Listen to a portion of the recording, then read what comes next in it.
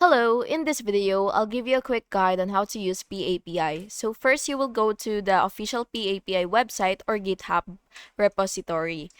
You can usually find this by searching PAPI GitHub or visiting the link provided in their documentation. And once you're there, you will either download the zip file or clone the repository to your computer using Git.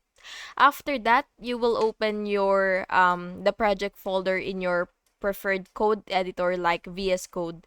You have to make sure to read the README file carefully as it contains the installation instructions specific to the version of PAPI.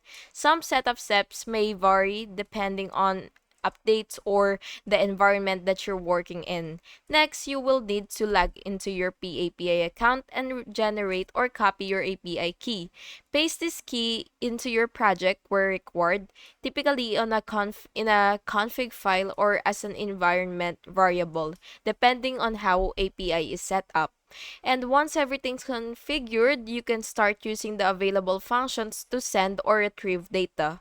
The official documentation will include example scripts and explanations for each function.